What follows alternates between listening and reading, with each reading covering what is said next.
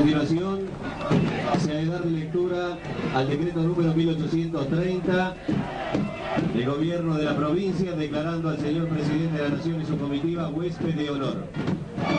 Luego de la lectura, el señor gobernador de la provincia le hace entrega al señor presidente del decreto número 1830. Juntamente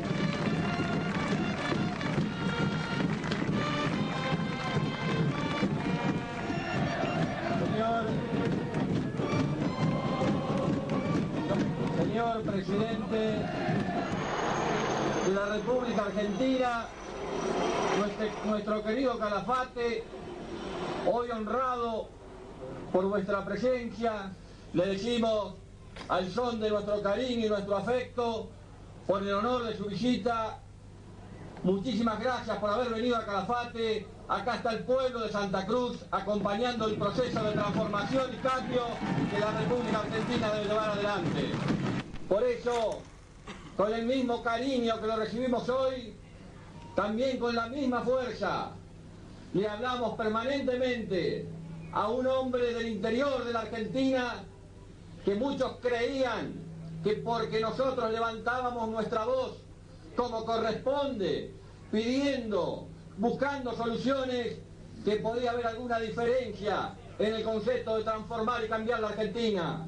Por el contrario, discutimos, planteamos, y hoy debemos reconocer que pocas veces, o casi diría con toda seguridad, que desde el paso de aquel gran general hubo un presidente que haya escuchado tanto a la Patagonia Sur y a Santa Cruz en particular. Hoy, con las conquistas obtenidas, gracias a que un hombre federal que sabe lo que es vivir en el interior del país, logró interpretar nuestros reclamos que a veces parecen cansadores, pero son los reclamos de aquellos que vivimos tan lejos del poder central. Lo dejo con su pueblo. Muchas gracias, fuerza, afecto, solidaridad y encuentro espiritual y cristiano entre todos los santacruceños. Gracias.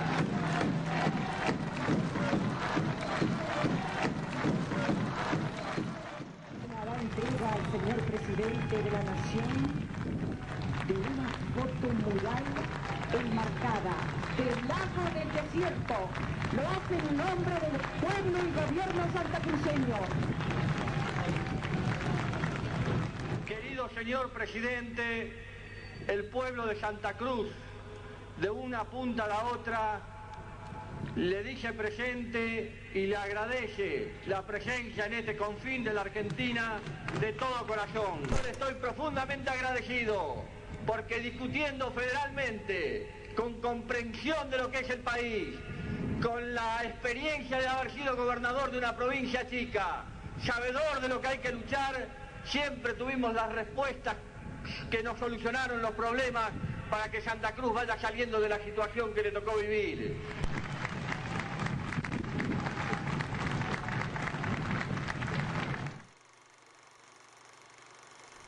Siempre es bueno volver a Santa Cruz.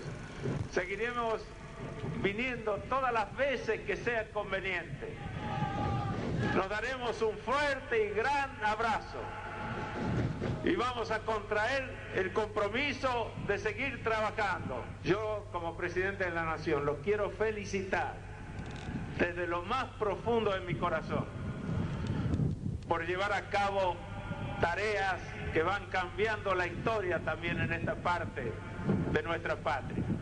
No temo en equivocarme si es que digo que esta es una de las provincias mejor administradas de la República Argentina.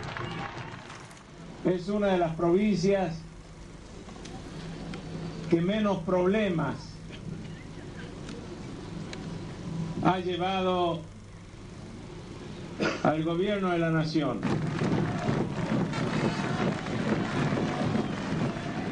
Las idílicas imágenes de Carlos Menem y Néstor Kirchner, compartiendo actos y escenarios en la polémica década de los 90, llevan más de 12 años esperando para ser conocidas fuera de Santa Cruz. En una televisión argentina sumamente autorreferencial, que busca en los viejos archivos para encontrar alguna contradicción, ¿por qué nunca se usó el valiosísimo material que acabamos de ver? ¿Cuántos secretos más nos esconde la despoblada geografía santacruceña?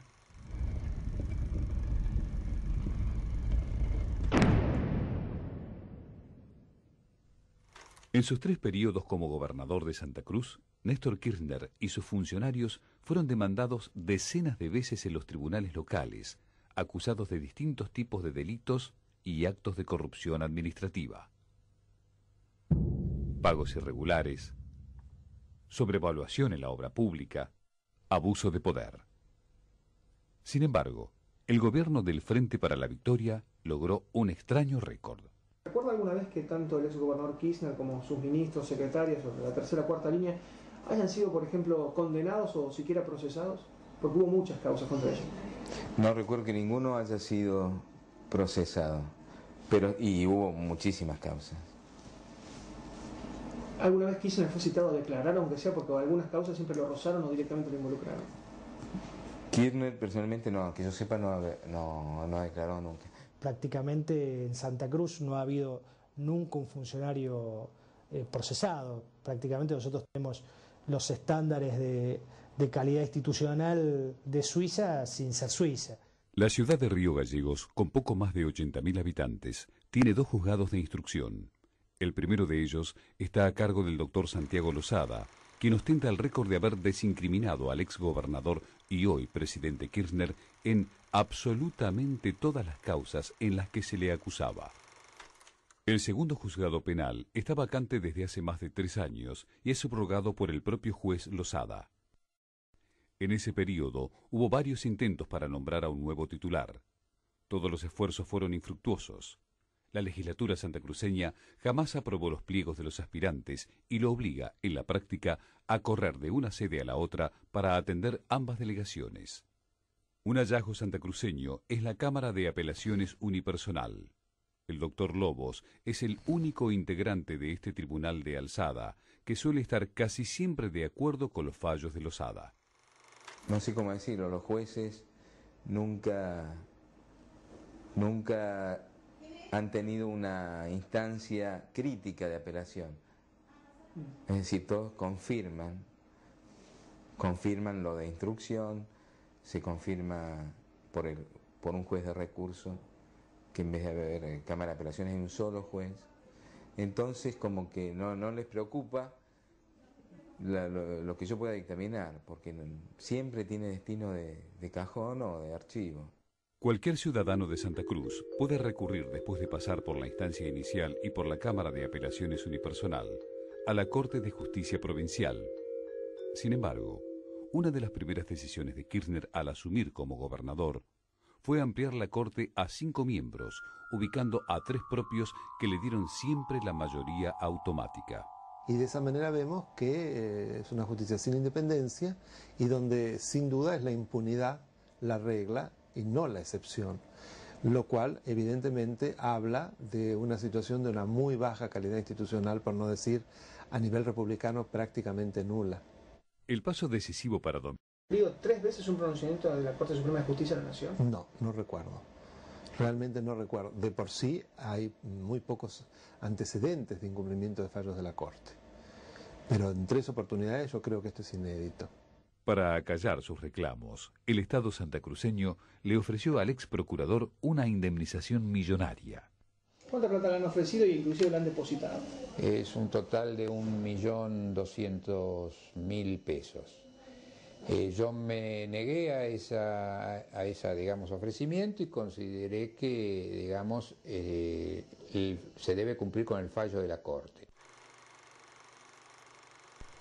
La causa por los fondos de Santa Cruz es uno de los mayores enigmas de la gestión de Kirchner. Le estamos agradecidos a la Nación por el pago de la deuda de las regalías impagas, aunque se lo digo con todo corazón, que nos duele por allí cuando nos dicen: ustedes los de Santa Cruz tienen plata. Y le digo, señor presidente, estamos cuidando moneda a moneda, mientras lamentablemente en otros lados se dilapidaron los fondos de esas regalías. Nosotros lo estamos cuidando para darle un mejor futuro y una mejor calidad de vida a nuestro pueblo. Y usted no se tiene que sentir molesto, gobernador, si le dicen que tiene plata. Ojalá que a todos los gobernadores le puedan decir que tienen plata. Ojalá que al presidente le puedan decir como presidente de la nación que tiene plata. Si es que tiene plata es que lo supo hacer, la supo conseguir, la supo capitalizar para bien de la provincia. La información sobre los fondos está absolutamente fragmentada. Hay años que son agujeros negros de los que no hay ningún tipo de dato. En general lo que nosotros encontramos es datos del principio, algunos nos lo dieron en el ámbito nacional, que es de cómo la plata llega a Santa Cruz, y después el gobierno de Santa Cruz fue dando algunos datos más sobre algunos ingresos parciales, con algunos años inexistentes, y el anuncio sobre el supuesto regreso de la plata. Nosotros lo que contamos en el libro es que nos da la sensación de que es una película de la que se puede ver el principio y el final, pero en el medio hay un montón de temas que nos cierran. En 1993, el gobierno nacional puso a disposición de Santa Cruz los fondos que le adeudaba por regalías hidrocarburíferas mal liquidadas. Se trataba mayormente de acciones de YPF tomadas a 17 pesos. A mediados de los 90, el Frente para la Victoria, con Cristina Kirchner a la cabeza como legisladora provincial, pidió a sus diputados y senadores nacionales que aprobaran la venta de la firma. Avanzaba la propuesta española y se producía un fuerte debate en el seno de la Cámara Legislativa de Río Gallegos. Había preocupación por pasar de un monopolio estatal a uno privado por la venta de YPF. Finalmente, Kirchner decidió vender. Repsol tuvo que pagar 44 pesos cada acción, haciendo millonaria a Santa Cruz, que logró recolectar 650 millones de dólares cash para sus arcas.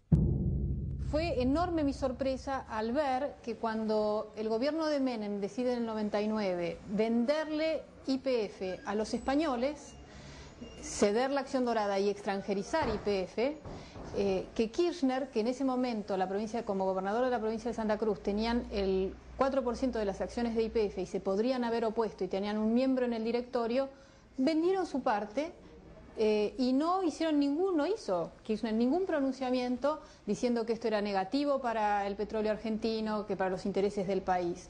Él ha contribuido enormemente a lo que pasó del 99 en adelante, que fue la depredación de los yacimientos, la sobreexplotación, que ahora nos hemos convertido en ser un país exportador de gas y de petróleo, nos estamos convirtiendo en importadores. Tras la venta de las acciones, un informe del oficialismo firmado por la jefa de la bancada kirchnerista, la museóloga Judith Forsman, señala que, producida la venta de las acciones de YPF, el grueso se volcó a la compra de títulos y acciones líderes a nivel internacional. Pero quedan muchos interrogantes. ¿Cuánto es el grueso de 650 millones? ¿Cuáles fueron las acciones y títulos que se compraron? ¿A qué cotización se compraron? ¿Ganaron, perdieron dinero con esas inversiones? Kirchner arriesgó el dinero de todos los santacruceños, según confiesa la propia diputada oficialista, en uno de los peores momentos de Wall Street. Tras el atentado de las Torres Gemelas, se produjo un efecto dominó. En el 2001, Enron pidió protección de bancarrota y terminó configurando una de las mayores estafas de la bolsa neoyorquina en toda su historia. Meses más tarde, el gigante WorldCom fue a la quiebra y suspendió sus pagos. Su titular, Bernard Evers, fue condenado a 25 años de prisión. Fue la mayor quiebra empresarial de la historia de Estados Unidos. Santa Cruz, ¿habrá invertido sus regalías en alguna de estas empresas? Se plantea que se han comprado acciones de empresas de primera línea.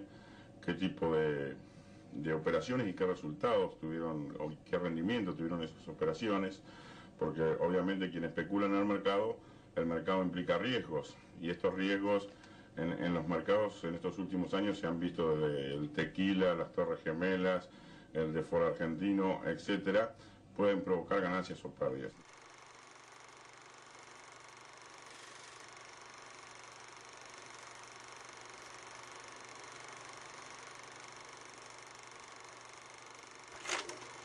En el 2003, cuando ya Menem había abandonado la carrera presidencial, intentamos preguntar por el monto de los fondos de Santa Cruz, pero casi nadie sabía la respuesta exacta. Le puedo hacer una preguntita solamente porque estuvimos 2 días esperándolo en su oficina y no lo podemos encontrar. Hablamos, ¿sí? Yo lo que quiero saber es cuánta plata tiene como activos financieros Santa Cruz fuera de la provincia. ¿Podemos hablar después? No, porque no lo podemos encontrar nunca. Después hacemos... Solamente la cifra. ¿Cuánta plata aproximadamente? 532 millones de dólares. ¿Dónde los tiene? ¿En qué banco? ¿Pero en qué banco? Bueno. Pero tiene que ser información pública, no es plata de ustedes. Es plata. Está bien, pero no es plata de los santacruceños, es dinero público. Bueno, ¿en qué banco está? ¿Cómo se compone ese activo financiero? ¿Son bonos? ¿Son acciones? Todo efectivo. ¿Cuánta plata sería de acuerdo a lo que ustedes tienen como información en la Cámara de Diputados? Y lo que dijo el gobernador siempre, aproximadamente 700 millones que están en buen resguardo gracias a que Santa Cruz ha sido predecible y ha podido generar un fondo anticrisis. Cuando el resto de las provincias argentinas no lo pudieron controlar, Santa Cruz lo pudo hacer. Usted no tiene buena información porque el ministro nos acaba de decir que son 532 millones. Hay 200 en el medio que es un dinero. Son 200 millones de dólares. No tengo la información conmigo acá. ¿Usted no sabe cuánta plata tiene Santa Cruz fuera del país? Seguro que sí. Si vamos, venís a mi oficina... Fuimos a la oficina y no nos atendió. Yo calculo que se ingresaron más de 1.000 millones de dólares. Digo aproximado, por ahí 1.200 millones, más los intereses en 12 años. Una pregunta muy concreta, diputado. Usted es el jefe de la bancada oficialista. Tiene que saber cuánta plata tiene Santa Cruz fuera del país. ¿Cuánta plata es? Se habla de centenares, de más de 1.000 millones de dólares. Son muy importantes, son 4.000, 5.000 dólares por cada santacruceño. ¿Puede ser que nadie sepa cuánta plata tiene Santa Cruz fuera del país? Es un misterio. Se habla de centenares de millones de dólares que están fuera del país. ¿Se puede especificar la cifra, en qué banco está, a qué tasa? Pero usted, diputado, usted me lo tiene que informar. Nosotros rendimos cuenta a la gente de la provincia de Santa Cruz. Nunca informaron cuánta plata es, nunca informaron en qué banco está, nunca informaron a qué tasa. Es la plata de los santacruceños, no es la plata de ustedes. Pero es la plata de los santacruceños, no son argentinos. Nosotros estamos seguros que está bien administrada por el doctor Kirchner. Cuando el doctor Kirchner sea presidente, entonces hablamos de otro término, en otros términos.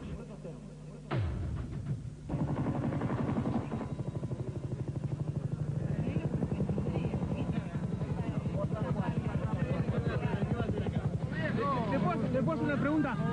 Un informe con respecto al dinero de Santa Cruz. ¿Dónde está el dinero de Santa Cruz, gobernador? ¿En qué banco? ¿Cuánta plata es? ¿Le puedo preguntar? ¿Le puedo preguntar cuánta plata tiene Santa Cruz fuera del país? Gobernador, ¿cuánta plata tiene Santa Cruz fuera del país? Aproximadamente. ¿Y en qué banco? ¿Y a qué tasa? Ey, deje tranquilo. Gobernador, ¿cuánta plata tiene Santa Cruz fuera del país, gobernador? Gobernador, mire un poco su gente, pero mire su gente un poco. ¿Podemos hablar un segundo? ¿Podemos hablar un segundo, gobernador? ¿Podemos hablar? Le queremos preguntar por la plata de Santa Cruz, que está fuera del país. ¿Cuánta es? Gobernador, ¿cuánta plata es? ¿En qué banco está? ¿A qué tasa? Para que sepan los santacruceños y la gente. ¿Sabe que hay un área de plata? Sabemos. Hay un área de plata. Tranquilo. Gobernador, nos están pegando. Me acaban de pegar patadas y trompadas. Gobernador, tranquilo. Santacruceños, disfrutemos en paz.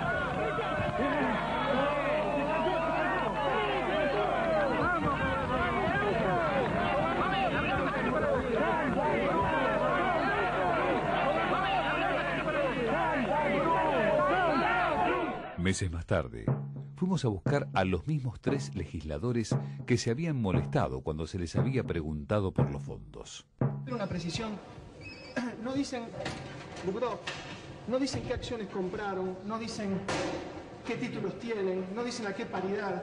Puede ser que le pregunten, diputado, si usted sabe algo de esto. Usted votó, yo tengo el resumen, usted votó y usted aprobó esto.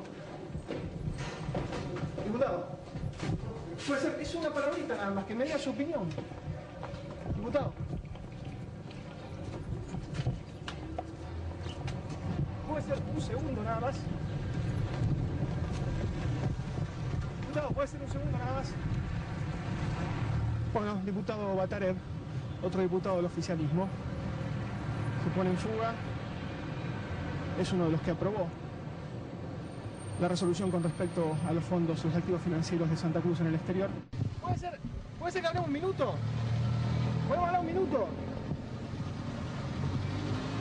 Diputado Marinkovic, diputado provincial del justicialismo, llega a la Cámara de Diputados, pero ante la presencia de las cámaras de televisión decide retirarse del lugar.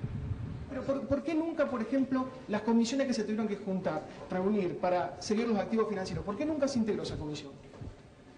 Porque está explicado en el informe. ¿Pero ¿por qué? Usted fue diputado.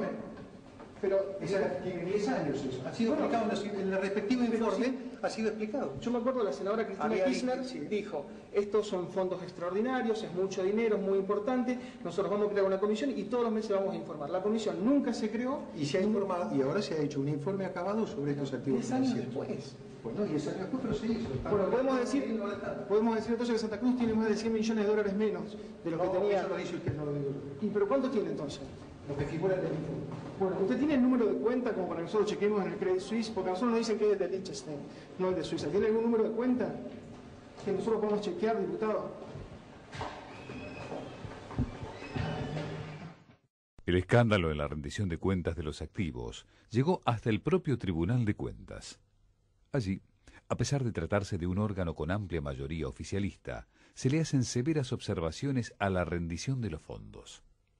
Por ejemplo, se le reclama al Ministerio de Hacienda por la falta de contratos celebrados con las entidades participantes, falta de mandatos y órdenes de inversión, falta de comprobantes de los movimientos operados, falta de certificación del saldo al 31 de marzo de 2003, falta de acreditación de los titulares de las cuentas, falta en los registros contables de la operatoria de los fondos y valores colocados. La situación empeoró aún más. Se conoció que los dineros de Santa Cruz fueron manejados por Aldo Duckler, un banquero investigado en los Estados Unidos, y por la Comisión de Lavado de Dinero que integraban Elisa Carrió, Graciela Ocaña y Cristina Kirchner, quien pidió estudiar personalmente este tema.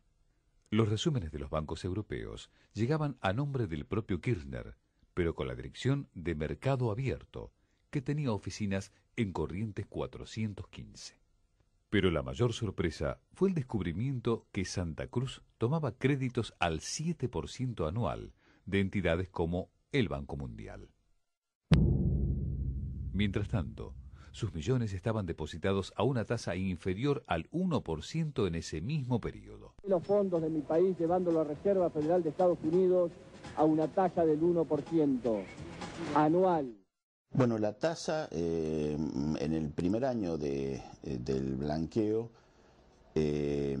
aparece cerca del 0,9%, que una vez, si le descontamos a eso los gastos y las comisiones que cobraban estos bancos, se llegaba a una cifra del 0,65% de rendimiento anual para la provincia. Sí hubo casos con fondos que se tomaron para el Banco Santa Cruz y para la compra del segundo avión sanitario, donde se pagaron tasas más altas que lo que la provincia cobraba como rendimiento de su dinero en el exterior. Prácticamente quintuplicaban o sextuplicaban lo que la provincia en ese momento estaba cobrando en el exterior. El consultor internacional Adrián Salvucci le inició una querella penal al presidente de la Nación acusándolo de malversación de fondos.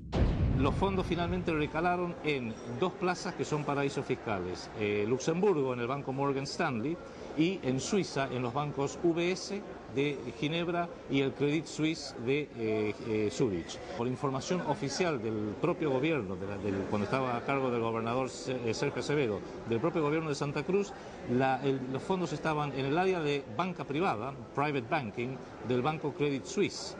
Nosotros tomamos contacto con el Banco Credit Suisse y nos indicaron que el área de private banking, o sea de banca privada, donde el cual inclusive la provincia dio el número de cuenta, solo recibe fondos de individuos de alto valor económico, o sea de gente de mucho dinero, y que los fondos públicos hubieran debido recalar en el área de administración de fondos para corporaciones, ONG, instituciones y gobiernos. Con lo cual, una de las preguntas clave que nosotros venimos haciendo una y otra vez es qué hacían o qué hacen fondos públicos de la provincia de Santa Cruz en el área de banca privada de un banco multinacional en un paraíso fiscal.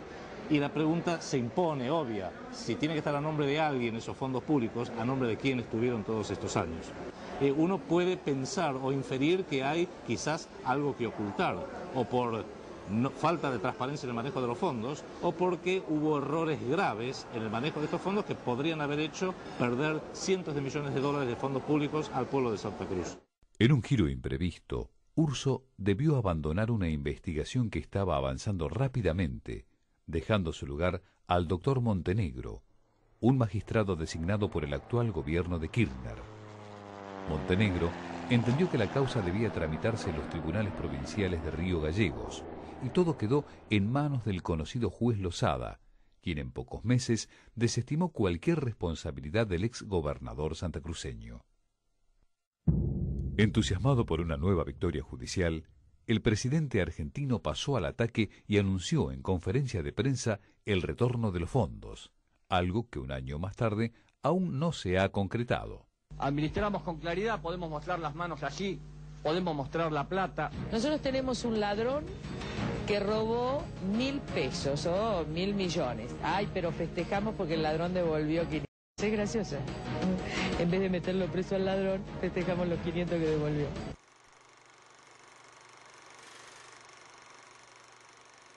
Cuando Kirchner llegó al poder en 1991, la provincia de Santa Cruz no permitía la reelección del gobernador. Sin embargo, aprovechando la reforma constitucional, él lanzó una propia modificación de la Carta Magna de Santa Cruz para lograr un nuevo mandato, al igual que el presidente Menem. En 1995 hicieron campañas juntos y compartieron la boleta sábana. Kirchner decidió adelantar los comicios al mes de mayo, para beneficiarse con el caudal de sufragios que por entonces tenía el caudillo riojano. Tras la victoria, Kirchner buscó un tercer mandato, pero se encontró con que no tenía votos suficientes dentro de la Cámara para forzar una reelección. Entonces llamó a una consulta popular que lo habilitara, lo que motivó la queja de los principales constitucionalistas del país. Toda prolongación exagerada en el poder se presta al abuso. Hay un viejo dicho que dice que el hambre viene comiendo, de modo que muchos gobernantes, a medida que le toman el gusto y el paladar se acostumbra al goce del poder, desean prolongar indefinidamente el poder. Me estoy refiriendo al poder ejecutivo, porque nadie se opone a que los jueces sean vitalicios o a que los legisladores puedan renovar periódicamente su mandato, porque no tienen ni la bolsa ni la espada, en el sentido que tiene el poder ejecutivo con respecto a la disponibilidad de la fuerza y de los bienes. Algo totalmente aberrante jurídicamente y bochornoso. Es como gráficamente, si nosotros para entrar en nuestra casa tenemos una puerta, querer entrar por la ventana y rompiendo las rejas. Prácticamente es eso. La consulta popular fue la vía para llegar a la reelección en el 99. Se trataba de una elección inédita en nuestro sistema democrático. Yo personalmente, mi opinión es que técnicamente y jurídicamente para mí se transformó en un gobernante de facto, a partir de que asumió en el año 99. En forma sorpresiva, un día los santacruceños descubrieron que 700 millones de dólares provenientes de las regalías petroleras se habían gastado en supuestas obras de infraestructura.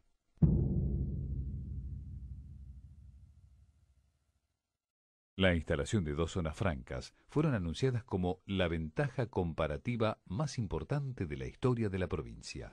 El señor presidente, el día 5 de diciembre, firmó para la provincia de Santa Cruz las ventajas comparativas más importantes de nuestra historia, la zona franca por extensión, y nosotros estamos absolutamente agradecidos. El proyecto constaba de 2 zonas francas que fueron licitadas. Se aprobaron sus ubicaciones y luego se consiguieron los terrenos para el futuro sector de libre comercio, donde no se aplicaría el IVA. Y las zonas francas son una realidad por ley, por decreto, firmada por el señor presidente, y llamando ya a las licitaciones correspondientes. Finalmente, se dijo que no cubrían las expectativas y las ventajas comparativas más importantes de la historia quedaron en el olvido.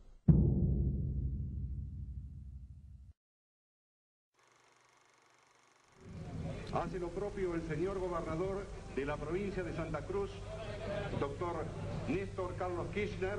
Otro de los grandes anuncios de los años 90 fue la reparación integral de la ruta que une al país de sur a norte.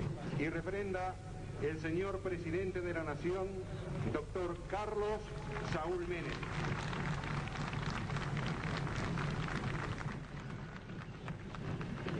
Nosotros le estamos profundamente agradecidos por la firma de la Ruta 40, porque le viene a cambiar la vida a la lucha por construir una provincia turística.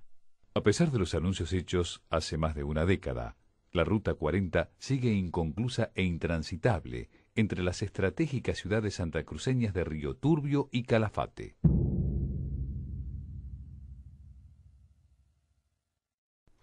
Santa Cruz tiene el segundo parque mundial de vientos en la zona norte de la provincia.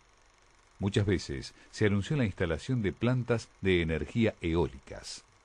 Sin embargo, al día de hoy, solo existen 3 solitarios molinos que fueron instalados con fondos del municipio de Pico Truncado.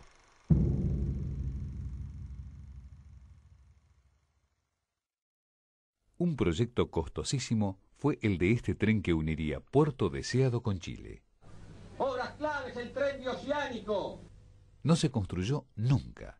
Sin embargo, se lo sigue anunciando en pleno año 2006.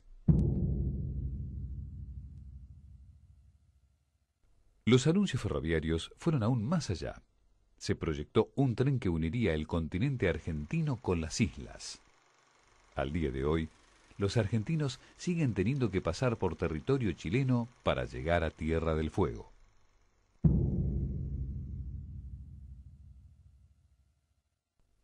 El resto de las obras anunciadas, presupuestadas y nunca ejecutadas son muy numerosas. Se puede citar la frustrada aerolínea El Pingüino, que desapareció rápidamente de las rutas patagónicas. Un potencial lavadero de lanas, que nunca se materializó. Distintas represas hidroeléctricas en Los Antiguos y Mitre, que también quedaron solo en proyecto. O los infructuosos esfuerzos para lograr una destilería de petróleo en Punta Loyola, para darle valor agregado al crudo santacruceño. Pero sin dudas, la mayor desazón llegó de parte de la ley 23.681, llamada Fondo de Santa Cruz, que todos los argentinos pagan con la boleta de energía eléctrica. La idea es del año 1989 y reunió cientos de millones de dólares en estos 17 años. Pero las obras para unir la provincia al sistema interconectado, para lo cual se juntaron esos millones, jamás se terminaron. Una de las claves para que no se investigaran estas promesas incumplidas es el férreo disciplinamiento que tuvo la prensa santacruceña. La abultada pauta de publicidad oficial logró que los medios locales casi nunca se animaran a investigar la gestión de Kirchner como gobernador. Aún hoy, a más de 3 años de la partida de Kirchner de la Casa de Gobierno de Río Gallegos, sus sucesores mantienen esta metodología. Quien se les opone recibe cartas como esta, donde se les indica que la publicidad oficial finalizará indefectiblemente. Tienen ese drama de la pálida permanente. Pero yo digo, tengamos caridad cristiana, con esa fe que nos da Dios y esa templanza espiritual que nos permite superar los momentos más difíciles, también cobijémoslos en nuestro seno. Bueno, en estos últimos días nos encontramos con la sorpresa, luego de charlar con los directivos de la empresa, de que hubo un pedido de parte del gobierno provincial, en este caso de Carlos Sancho, a través de uno de sus ministros, para levantar el programa La Parada, que sale todos los días por tiempo, de 9:30 a 13, y el planteo concreto fue ese, o sea, levantás la parada o se levanta la pauta publicitaria que hay en el diario. Otro de los censurados en el año 2006 fue Cacho Baravino, que tuvo que mudar su programa sabatino de una potente AM a una pequeña estación de frecuencia modulada. Dar la cara, digamos, a diferencia de los funcionarios que se esconden y después no reconocen sus actos, obviamente nadie va a declarar en su contra, ¿no? Entonces, ¿qué funcionario va a decir? Sí, yo llamé a la señora de la radio o al señor del diario y yo dije que si no levantaban el programa tal o cual, retiraba la publicidad oficial. Ellos no lo van a decir. Los oyentes de Cacho colgaron pasacalles para que los habitantes de Río Gallegos sepan dónde sintonizar al periodista tras su desplazamiento. Pero a las pocas horas del anuncio, una cuadrilla de empleados provinciales retiró el pasacalle ubicado en la plaza más céntrica de la ciudad capital. Se sabe que hay medios más beneficiados que otros, y esos medios son los que luego, al momento de poner su visión de las cosas, prácticamente no se salen de un discurso único o de un discurso muy oficialista, que es el que pretende Néstor Kirchner hacia abajo en la provincia de Santa Cruz.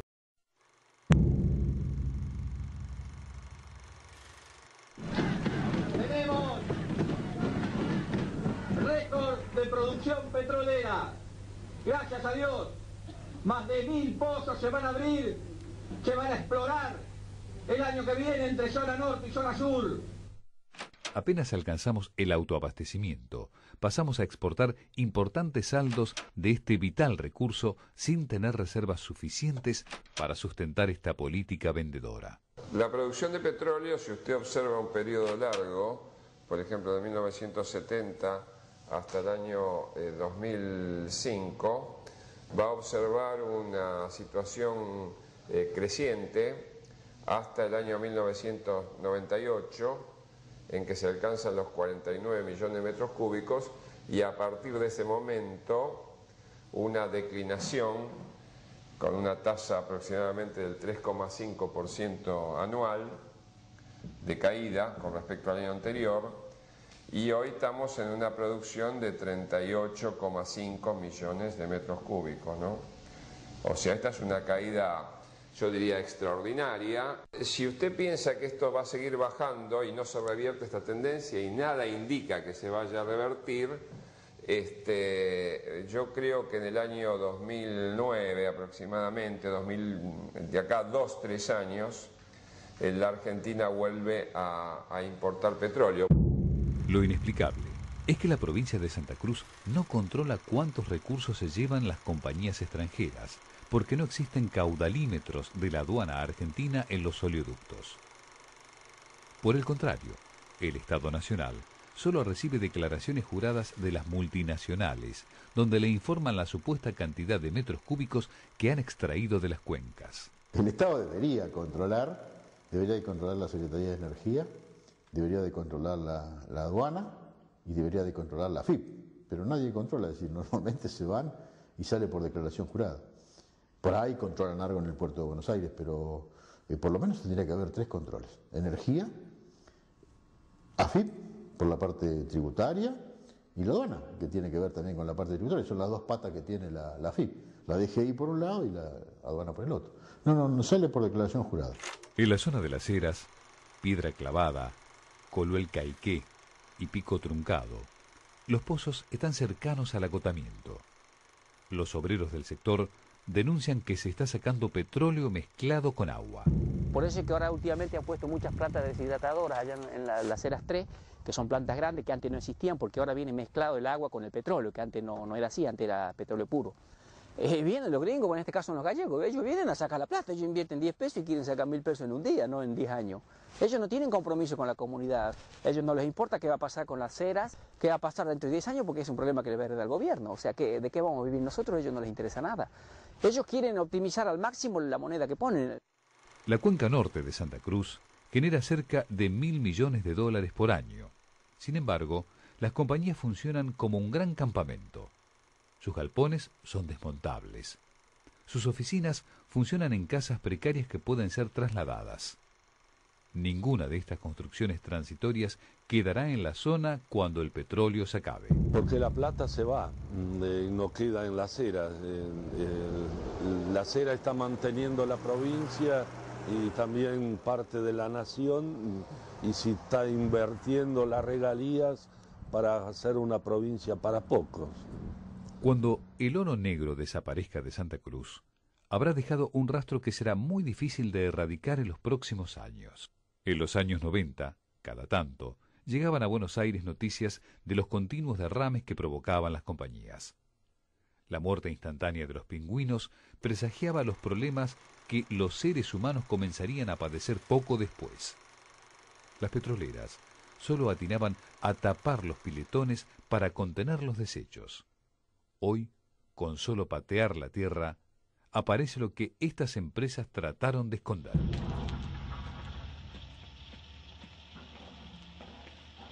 Todo eso es petróleo. Esto es petróleo.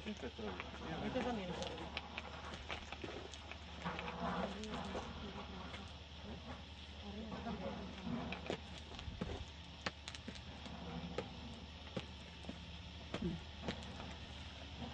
En los últimos años, los casos de cáncer se multiplicaron en la cuenca petrolera del Golfo San Jorge. La aflicción es en toda la geografía provincial. Realmente, si usted ve en 200.000 habitantes, y uno, sin tener estadísticas, pero el hecho de saber en estas ciudades chicas de pocos habitantes, hay muchísima gente que nos de cerca nos toca y que realmente nos preocupa, porque debemos saber, la gente debe saber cuál es la causa o las concausas que generan esta patología de manera realmente creciente a través del tiempo, ¿no? Cuando tuvo la hija el año pasado, 10, 12 casos y todos eran de la provincia de Santa Cruz, y hoy le digo que la última que quedaba era ella viva, porque los demás ya todos están fallecidos. Los picos de la enfermedad se encontraron en los órganos que entran en contacto con el agua.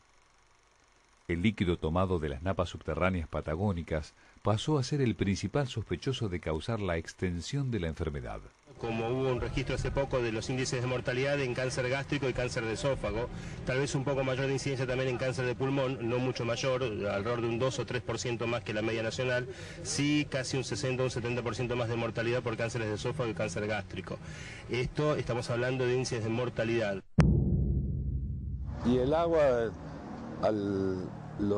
las autoridades dicen que no está contaminada, que es potable, pero todas las compañías petroleras obligan a sus obreros a tomar agua mineral. Por lo tanto, uno duda de los estudios y duda también de la opinión del oficial. Y más que sabiendo que todas las napas, por lo menos en la acera, están contaminadas. Los caños que servirán para extraer el crudo desde el pozo no están protegidos con cemento o un doble caño como se utilizan en otros países. El Patagoniano es un acuífero subterráneo muy salitroso que corroe y rompe las paredes de las cañerías enterradas. La contaminación de las napas se da directamente porque la corrosión de las cañerías, con el pasado del tiempo, al no estar muchas cementadas, están en contacto con el acuífero que es el Patagoniano. Y allí se pueden producir filtraciones del agua y de lo que se está produciendo del pozo hacia las napas. Al no estar cementado, tal vez el acero se puede llegar a picar. Claro, se corroe, sí. Al llegar una etapa llamada recuperación secundaria, cuando el pozo ya está casi vacío, se le inyecta agua para hacer subir al petróleo. Este líquido ingresado a presión lleva fuertes químicos y bactericidas y termina mezclándose peligrosamente con las napas que utilizan los pobladores locales para el consumo diario e higiene. En sus años de experiencia, ¿pudo ver alguna cañería corroída que esté picada?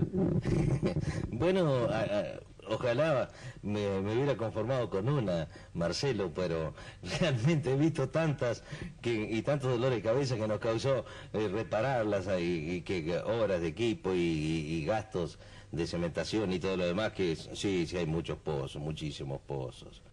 El Consejo Federal de Inversiones le avisó al gobernador Kirchner en el año 1992 que las aguas se estaban mezclando y que esto era muy peligroso, pero nada cambió en la industria del petróleo santacruceño a pesar de esta advertencia. Si no se hace, y bueno, será porque, como dice Martín Fierro, a veces no se quiere, ¿no? Algunos pobladores de la zona, que perdieron familiares como consecuencia del cáncer, decidieron demandar a las petroleras. El llamado Caso Castaño, donde se reclamaba por un poblador fallecido en un pequeño poblado llamado Coluel Caiqué, fue el más emblemático. Cuando recién se compró la chacra, el agua de acá era dulce. Nosotros incluso llevamos a Truncado para tomar mate y todo eso. Le hicieron unos estudios y después le detectaron cáncer de vejiga.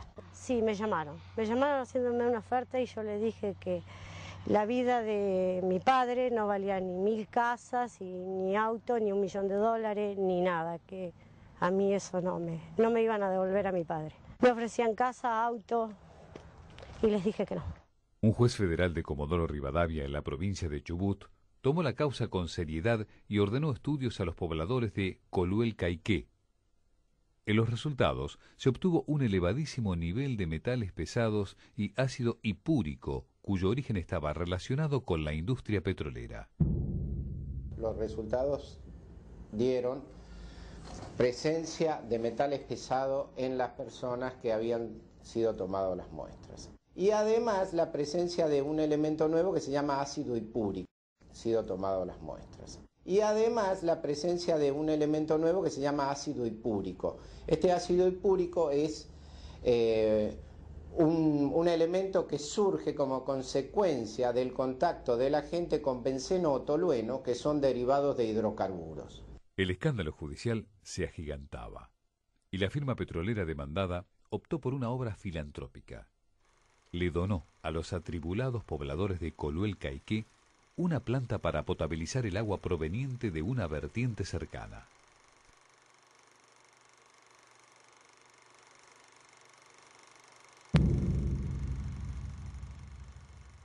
Cuando todo parecía encaminado a involucrar a las petroleras en daño ambiental, el entonces vicegobernador de Kirchner, Sergio Acevedo, intervino repentinamente y señaló que se iba a realizar un estudio toxicológico.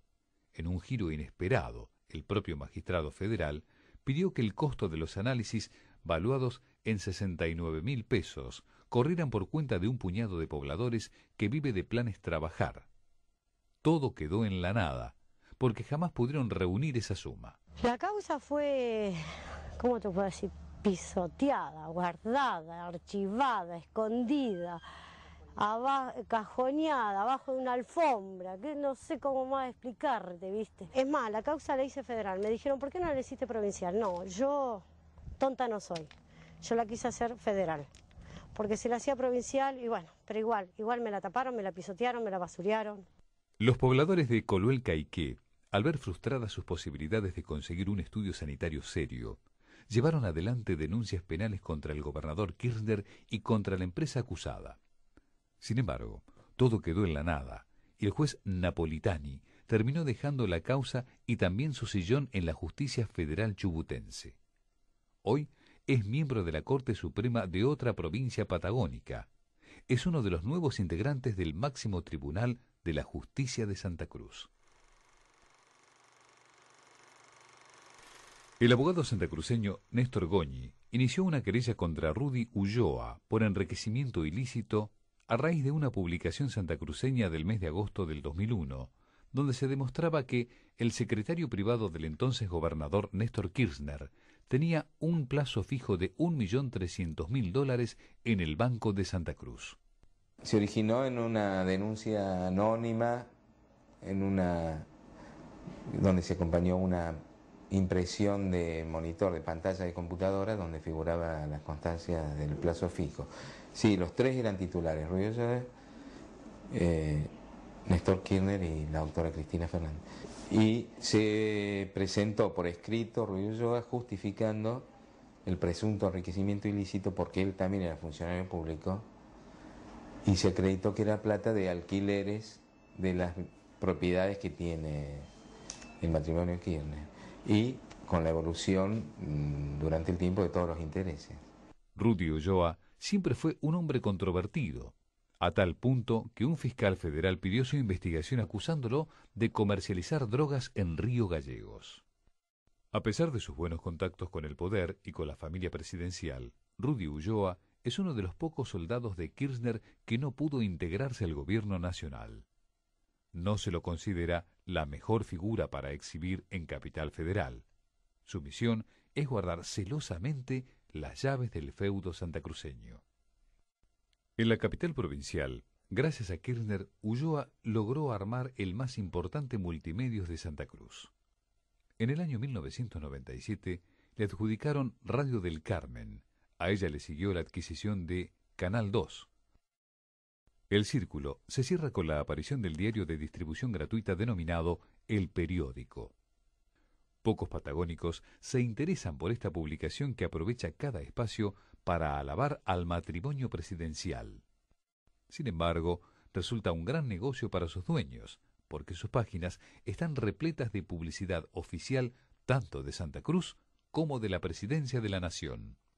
De hecho, un medio en particular, que en realidad es un multimedio que pertenece a Rudy Ulloa, es visiblemente un medio muy beneficiado por propaganda del Estado.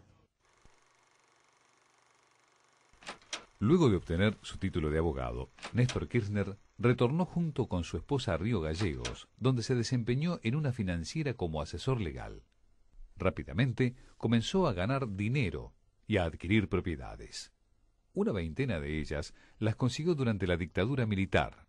Durante el año 1981, cuando los tomadores de créditos hipotecarios estaban asfixiados por la circular 1050 del exministro Martínez de Hoz, Kirchner logró la ampliación más importante de su patrimonio. Logró comprar nada menos que 6 propiedades en solo 12 meses.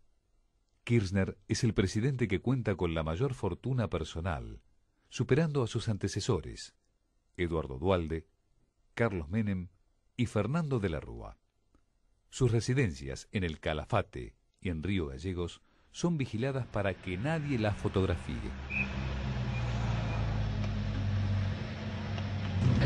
¿Qué tal? ¿Cómo estás? Bien. No se puede ni filmar ni sacar fotos. ¿A la casa? No. ¿Por qué? Por seguridad. Ajá. Kirchner fue denunciado a la Justicia Federal por enriquecimiento ilícito debido al crecimiento exponencial de su riqueza, la que pasó de 1,5 millones de pesos en 1995 a 6,5 millones de pesos una década más tarde. Nosotros lo que encontramos fue que Kirchner, antes de llegar al gobierno de la nación, incluso un poco antes de ser gobernador de Santa Cruz, fue sosteniendo un crecimiento patrimonial muy importante que se materializó sobre todo en la compra de propiedades. Cuando él llega a ser presidente tenía creo que 23 propiedades distribuidas entre Buenos Aires, Calafate, la más importante, y 2 o 3 departamentos entre Recoleta y la avenida Santa Fe, acá en la capital. Después, unos abogados particulares hacen una denuncia por supuesto enriquecimiento ilícito contra él, contra el presidente Kirchner y contra su esposa, y esa es la denuncia que un juez designado por el gobierno, que es Julián Ercolini, muy allegado al procurador Esteban Rigui, va a terminar sobreseyendo. El peritaje contable en una causa por enriquecimiento ilícito o en cualquier causa por una investigación patrimonial o económica es fundamental. En todas las causas, por ejemplo, en la causa de las más conocidas, las coimas en el Senado, en la propia causa del presunto enriquecimiento ilícito de Rodríguez A, que tuvo el mismo juez Ercolini, en todas esas causas hay un peritaje contable, es clave. Pero Kirchner, a pesar de las críticas, es un hombre muy previsor. En su lujosa edificación del Calafate colocó una bóveda de banco a fin de tener a buen resguardo los dineros que fue ahorrando pacientemente en los últimos años.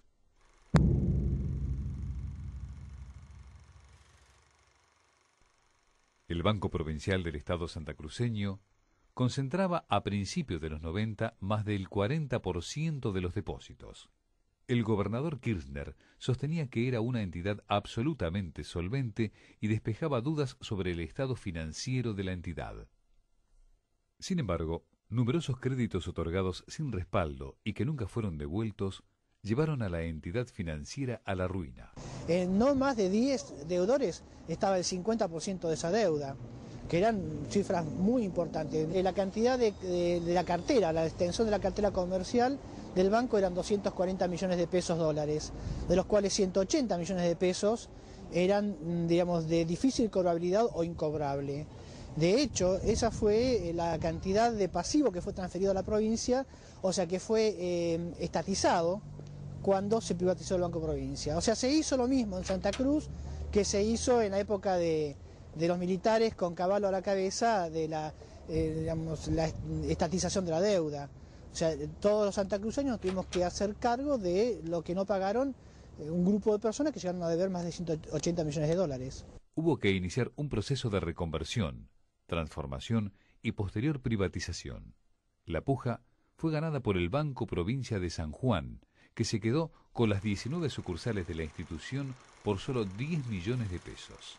Hoy, los nuevos dueños manejan una cartera cautiva de empleados públicos y jubilados santacruceños, además de la coparticipación federal y las regalías petroleras. El Estado provincial se quedó con todas las deudas. Se inició investigación a funcionarios políticos y a exgerentes del banco. En esta causa se operaba de la misma forma que se realizó el vaciamiento del Banco Social de Córdoba, en donde estuvieron cumpliendo condena el director, me acuerdo, Jaime Pompas, y otros directivos del banco. Con la misma modalidad me refiero a que prestaban dinero a amigos y sin garantía, de modo que el banco nunca pudo recuperar el dinero. Acá se consideró que no, esas maniobras no eran delitos. ¿Y es gente que, por ejemplo, al día de hoy sigue acá todavía en Santa Cruz? Sigue acá y muchos son funcionarios públicos.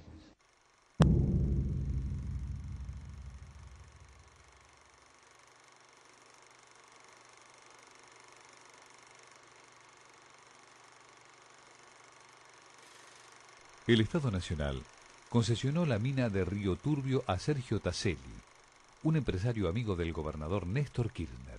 Durante su gestión recibió subsidios oficiales por más de 100 millones de dólares. Sin embargo, hubo despidos y los trabajadores terminaron demandándolo por vaciamiento de empresa y falta de inversión, especialmente en seguridad. A 5 años de la denuncia, Taselli no fue jamás citado a declarar por los tribunales de Río Gallegos. La falta de comparencia, digamos, en el juzgado interviniente obedece a sus vínculos con el poder político. Alguien dijo por ahí que si Taselli habla en algún momento, más de uno puede caer.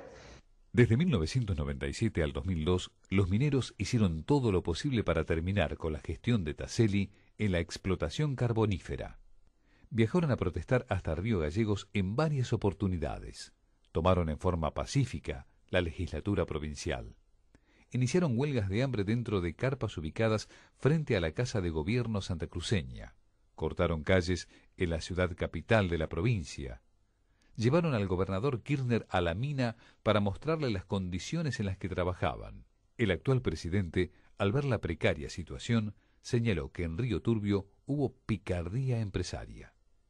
La gente más capacitada, por ahí o con más capacidad por algunas cuestiones, cuando vino Taselli hizo exactamente lo contrario. En el 94 los compañeros, te doy un ejemplo de un ingeniero, fue mandado de tarjetero a controlar las tarjetas reloj. Eso demostraba, en el caso mío o de otros compañeros, yo era operador de calderas de la usina, con título habilitante del CONET, y a nosotros nos mandaron con pala y picota a la mina. Era una forma de decir, váyanse de la empresa. Es decir, a los que abríamos la boca no nos callamos ni éramos obsecuentes, obviamente nos perseguían y era una forma de echarnos encubierta, ¿no? Bueno, nosotros nos aguantamos esa situación y seguimos adelante. Otros se fueron, pidieron los retiros voluntarios solos. Finalmente, en el año 2002, el expresidente Duhalde decidió terminar con la concesión a Taselli y el Estado Nacional recobró el control de la mina, pero las cosas no cambiaron. Kirchner llegó a la presidencia de la Nación. Las advertencias de los mineros seguían entre incendios y accidentes, donde en el invierno de 2004 sucedió la peor tragedia de la historia de la mina. 14 mineros murieron asfixiados a raíz de un incendio que se desató al trabarse una de las cintas transportadoras de carbón. Tras el desastre, el Estado Nacional compró decenas de autorrescatadores. Estos elementos no se usaban antes del incendio. Este es un autorrescatador que, obviamente esto apareció después de la tragedia y que esto permite a cualquier trabajador respirar aproximadamente 1 hora, por lo menos, depende del ritmo respiratorio de cada uno, para poder salir de una situación donde haya cero oxígeno. Esto es al desarmarse esto, que está totalmente cerrado, se coloca en boca y nariz, se viene un broche que aprieta la nariz para evitar que entre cualquier, gas que está alrededor de uno, y se respira a través de esto. Que esto es un generador de oxígeno a través de un proceso químico, ¿no? Si hubieran tenido los muchachos, las víctimas de esto, ¿se hubieran salvado? Por supuesto. Si hubieran tenido este tipo de equipo antes de la tragedia, los compañeros que murieron se hubieran salvado. El juez federal de Río Gallegos investiga por qué no se contaba con este elemento de prevención en el momento de la tragedia. Bueno, yo le diría que el tema de los rescatadores es central. Después del accidente hubo mucha inversión en la mina y sí se compraron, porque me lo dijo el propio Peralta, el actual interventor, de que se compraron, se obliga al uso, cosa que aparentemente no sucedía antes. El Estado Nacional mandó un ATN, esos aportes de Tesoro Nacional, para calmar un poco el reclamo de la gente, especialmente de los familiares. El tema de los familiares fue acallado por plata. La plata tapa voluntades y generalmente lo que hace es tapar la verdad, ¿no?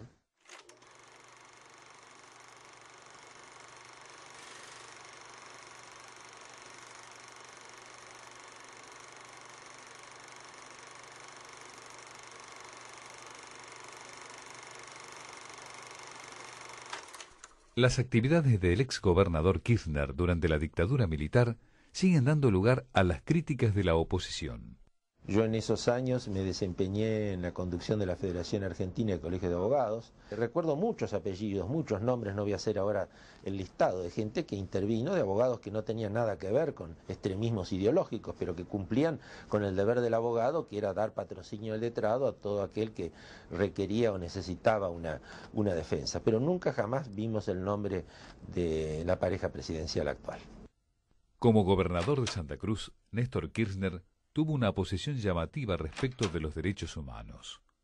Durante su mandato, los 24 de marzo, día del golpe, ni siquiera se hacía una misa por los desaparecidos. No, acá nunca participaron, es más, siempre nos ignoraron. Cuando en esa época nosotros trajimos a dirigentes de derechos humanos como Eve de Bonafini, Carlotto, Nora Cortiñas, cuando nosotros teníamos que tratar de conseguir los pasajes aéreos, que siempre han sido caros, íbamos a la legislatura y los únicos que nos daban eran los radicales y los del movimiento peronista opositor a Kirchner. A nivel oficial, o sea, llámese ejecutivo o gobierno posterior de Kirchner, nunca tuvimos el menor apoyo. ¿Qué sentís cuando ves que dice me siento hijo de las madres de Plaza de Mayo o cuando las convoca para los actos? Bueno, yo me siento muy dolida, primero por mucha gente que se cree ese discurso y segundo porque he visto que muchas madres de Plaza de Mayo y abuelas por distintos motivos se han embanderado al lado de Kirchner, ¿no? Motivos yo considero algunos positivos y limpios y otros motivos no tan claros, ¿no? Yo formé parte, junto con la militancia del Partido Obrero de aquí, todo el tiempo de los movimientos de derechos humanos que se formaron aquí en Río Gallegos. En primer lugar la Asamblea por los Derechos Humanos, la Asamblea Permanente, fue en la época del 85, y después fue tomando distintos nombres, y la Comisión de Derechos Humanos y demás, y jamás ellos se arrimaron a participar en este tipo de comisiones, nunca estuvieron en un acto del 24 de marzo, nunca estuvieron presentes en ninguna acción, ni declarativamente ni prácticamente. Es decir, yo he recibido personalmente en mi casa a Eve Bonafini en aquella época, y Eve Bonafini jamás fue recibida por Kirchner, ni siendo intendente, ni siendo gobernador, ni teniendo ninguno de los cargos que ostentó aquí en la provincia de Santa Cruz desde el 87 en adelante. Y es el campeón de la hipocresía en el mundo, yo creo, porque esto es evidente, ¿no? Lo lamentable es la actitud que ha tomado Eve Bonafini, pero es evidente que este hombre está utilizando el tema de los derechos humanos como un factor de distracción. En marzo del 2002, el justicialismo santacruceño lanza un plan de ajuste y los cacerolazos estallan frente a las sedes de la Municipalidad de Río Gallegos y la Gobernación. Profundamente enojado por las manifestaciones callejeras, Néstor Kirchner reacciona con furia. También que volvamos a tener la dignidad y el orgullo de que somos los militantes del Frente para la Victoria santacruceña. ¿Cómo puede ser que ustedes, justo yo me fui a Calafate, pero cómo puede ser que ustedes se hayan quedado, que se hagan estos 100 a tocarnos una cacerola a nosotros? Vamos a correrlos. ¿Quién se cree que somos nosotros? Si nos van a ir a molestar a la casa de gobierno o a la municipalidad, se terminó, compañeros, tenemos que salir al frente, basta. Si van a la casa de un compañero a agredirlo o a molestarlo, vamos a ir 200, 300, 500 familias a la casa de ellos. Esto que les queda absolutamente claro a la casa de ellos. Esto que les queda absolutamente claro. Esta arenga se realiza a fines de febrero, después de los primeros cacerolazos más grandes que hubo en febrero del 2002, y es un llamado de atención a su militancia, como diciéndole cómo van a permitir que esta gente esté manifestando en las calles de Río Gallegos.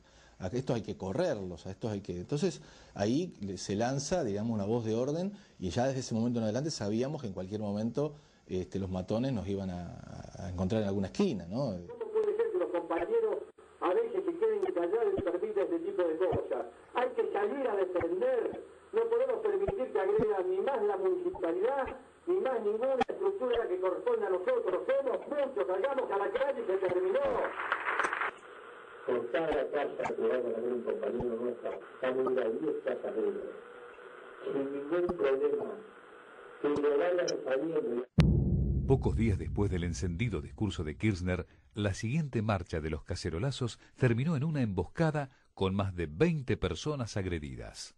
Bueno, mirá, nosotros habíamos marchado a la Feria del Libro después del cacerolazo en el centro. Estábamos recorriendo junto con todos los compañeros pacíficamente la zona, pasamos por la puerta de la radio FM del Carmen, y adentro de la radio del Carmen había un grupo de matones que después se complementó con varias camionetas que vinieron desde la Casa de Gobierno, y entre ellos incluso concejales, el que comandaba el operativo era Ruy de Ulloa, y allí, bueno, se bajaron de las camionetas, empezaron a correr y a dispersar a los manifestantes. En un primer momento yo traté de calmar a los compañeros, de mantenerlos unidos, pero se produjo un desastre allí de corridas y demás, y entonces apenas me identificaron que estaba yo, uno gritó, ahí está del Pla, bueno, y me entraron a correr con palos un grupo de matones, me metieron 2 palazos en la cabeza, me dejaron tirado en el piso, me tuvieron que ayudar varios compañeros para recuperarme, y cuando llegamos a hacer la denuncia en la comisaría, les reclamamos al comisario que tenía cabizbajo estaba, porque el tipo como que nos estaba diciendo que no tenía forma de impedirlo porque tenían orden de zona liberada, y se lo reconoció a uno de los compañeros que estaba con nosotros de que él tenía orden de no intervenir en ese tema.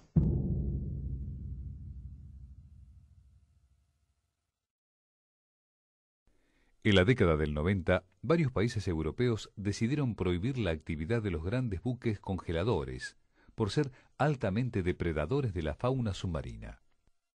Muchas compañías, especialmente españolas, emigraron hacia Argentina, donde se les permitía trabajar con naves factoría de gran calado. Los buques congeladores que son ilegales tienen que volver, tienen que sacarse del mar argentino. Los buques que no tienen permiso de pesca y no pueden pescar langostino no deben pescar langostino, y la pesca fresquera es la que debe prevalecer en la República Argentina por una cuestión muy clara. Europa quitó y desguazó del mar los grandes buques congeladores por ser altamente depredadores, y nos envió la depredación a la Argentina para que le solucionáramos 2 problemas, el de desocupación y el de falta de materia prima. Argentina tiene que de una sola vez sacar a todos los buques ilegales para que el pescado alcance para lo que realmente dan trabajo.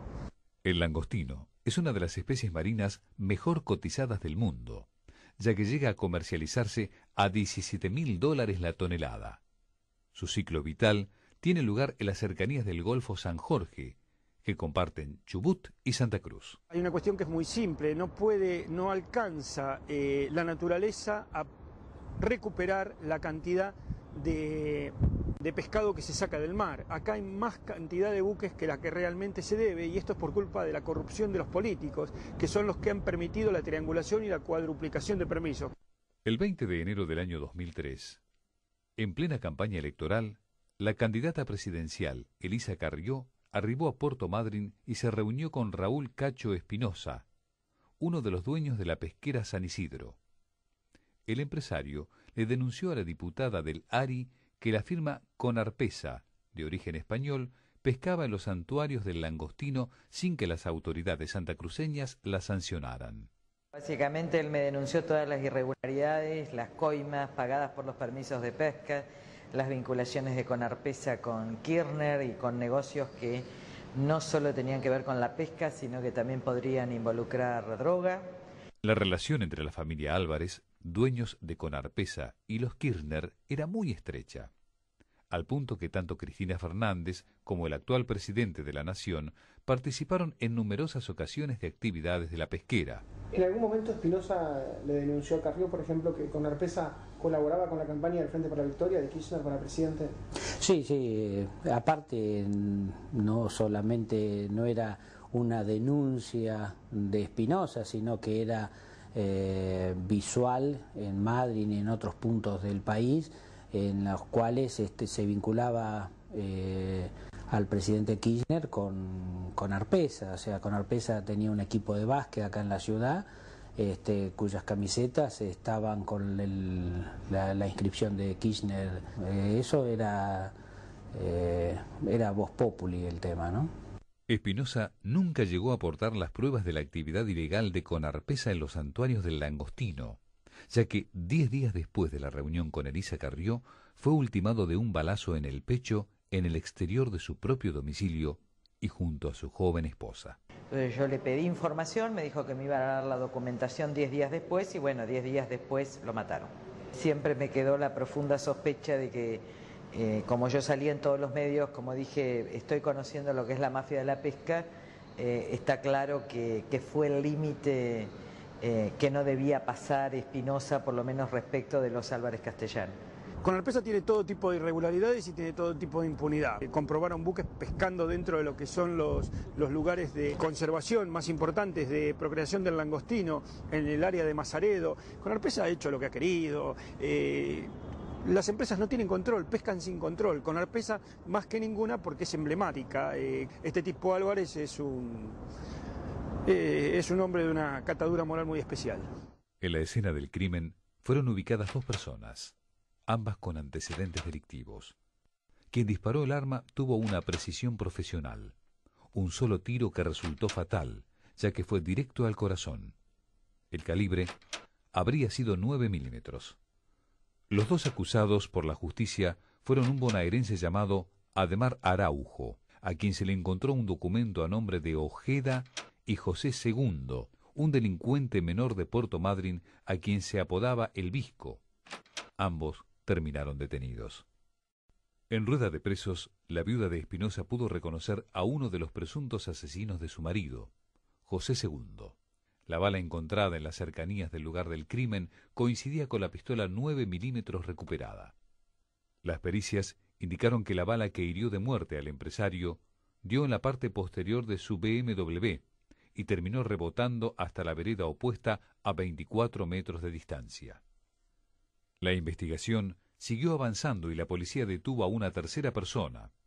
Se trataba de José Remigio Guevara, un custodio de Conarpesa, acusado de pagarle el pasaje y el hotel a Ademar Araujo para que éste consume el asesinato. Este elemento motivó el allanamiento de la pesquera y la firme vinculación de la firma con el crimen. La causa comenzó a rozar el poder. Fernando Álvarez tuvo que presentarse a declarar en los tribunales de Madryn y más tarde se pidió la captura internacional de él y su padre. Pero la conmoción no terminó allí. Uno de los 13 magistrados que pasó por la causa en solo un año pidió la declaración del mismísimo presidente de la Nación, de la diputada Elisa Carrió y de Graciela Ocaña, enviada por el ARI a Chubut para investigar el crimen de Espinosa. A ella le tenían que entregar la documentación, durante un año ella investigó, ella es la que pasa los primeros datos al periodismo y después se va al gobierno y entonces, como no nos quedó a nosotros documentación, yo reinicié la investigación y saqué el informe. La conmoción en la ciudad pesquera duró poco. Todo comenzó a cambiar en forma vertiginosa. El juez que quiso citar a Kirchner debió abandonar la causa. Cuando la justicia quiso hacer pericias en el Hotel La Posta, donde se alojaba el presunto asesino, hoy se levanta allí un edificio. Luego, la sorpresa fue mayor cuando se comprobó que la propia mansión de los Álvarez, la casa más valiosa de todo Puerto Madryn, valuada en $500,000, había sido demolida, lo que impedía practicar allí investigación alguna. Fuimos a la casa de los señores Álvarez a realizar una inspección ocular. Supuestamente, presuntamente, hubieron reuniones con el señor Araujo, que era uno de los imputados en la causa. Nos llamó la atención a todos la demolición de la casa, pero bueno, no podemos presumir en contra nada en base a una demolición. Para terminar de complicar el panorama, Presumir en contra nada en base a una demolición. Para terminar de complicar el panorama, el único testigo del crimen fue amenazado y terminó viajando fuera del país. También fue amedrentado el fiscal de la causa, a quien lo advirtieron sobre las consecuencias que podía sufrir un miembro de su familia. Los acusados del crimen recuperaron increíblemente la libertad. Además, Araujo se dio inclusive el lujo de acusar a la droga, la pesca y los poderes económicos como los instigadores del crimen. En una carta que envió a la revista Noticias, señaló que los Álvarez fueron los instigadores del crimen de Espinosa, que con Arpeza se jactaba que utilizaría como propio el puerto de Caleta Paula, merced a su amistad con el mandamás de Santa Cruz. Cabe destacar que actualmente dicho puerto es de uso casi exclusivo de la empresa española, que explota el 90% de su superficie. Fuimos hasta la precaria vivienda de José II para comprobar si efectivamente estaba en libertad, a pesar de haber sido reconocido por la propia viuda, quien estuvo en la escena del crimen cuando ultimaron a su marido. No, la nota no la hacemos. ¿La hacemos? Ah, bueno. Listo. Fíjate, después vamos a ver qué hacemos más adelante, boludo. Listo. Entonces... No, porque es verdad lo que yo te, como yo te digo, no le doy nota a nadie, boludo. Ah, bueno, listo. No, yo pensé porque cuando yo lo cité no hubo nadie, boludo. A más de 3 años y medio del asesinato, quedan pocas dudas sobre cómo terminará finalmente la controvertida investigación.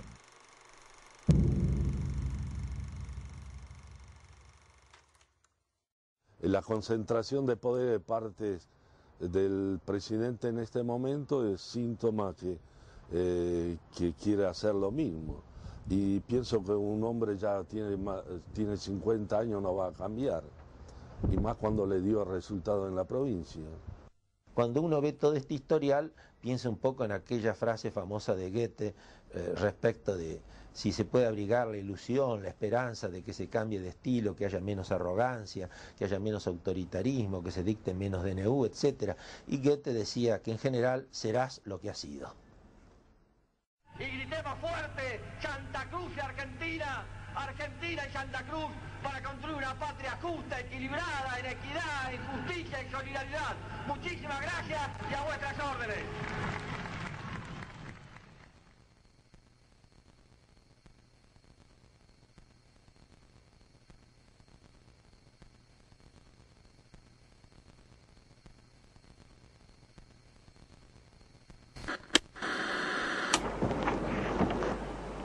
Yo, Néstor Carlos Kirchner, juro por Dios, nuestro Señor y estos santos evangelios,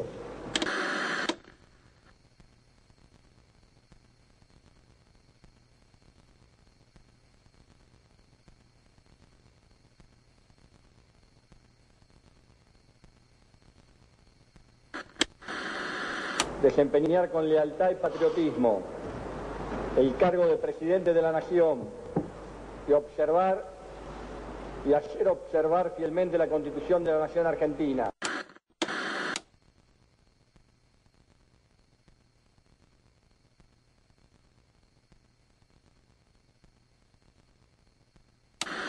Si así no lo hicieren, Dios y la patria me lo demanden.